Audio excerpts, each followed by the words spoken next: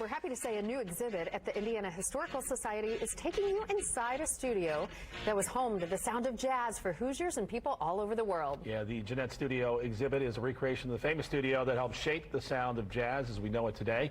Open to the public this weekend, but our Randall Newsom is getting an early look. Randall? Hey guys, so I'm going to take you back in time in just a couple of seconds, but first I want to talk to you about what this all means and just what it's all about, the history of this place. Jody, when you think of people coming into this place for the very first time, what do you want them to walk out with?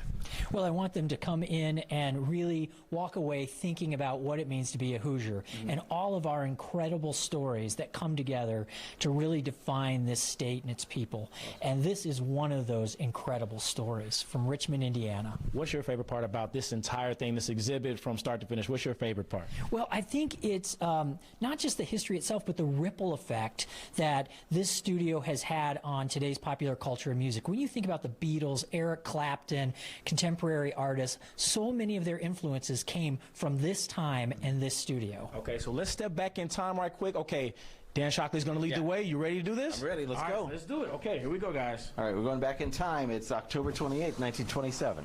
All right, October 28th, 1927. It's Mr. Gennett and Miss Washington here. Oh, okay, all right. And this young man here, I think, is here recording. Carmichael is his name. Oh, okay, all right. So I'm hearing this guy's got maybe a few skills or two? Yeah, he's a very talented piano player. Okay, look, can we hear a little something from you, sir? Something from yeah, a little something. I'm recording one of my very own compositions. It's called Stardust. I'll play a little bit of it for you. All right.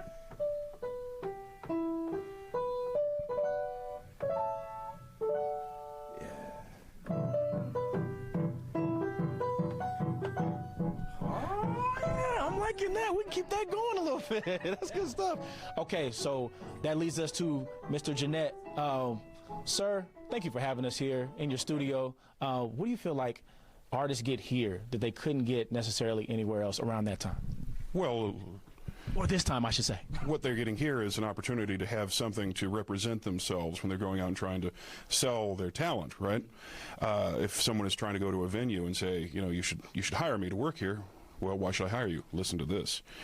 And of course, folks are eager to get a chance to listen to popular music. And one of the things that we do in particular that our competitors don't, that I think that they're missing a valuable part of the market here, is that we do, you know, all sorts of different types of music. Our competitors like to do really fancy music. We do stuff like Mr. Carmichael here with his jazz. We do the old-timey music. We do race music like what Mrs. Washington here does. We make laughing records. Folks love laughing records.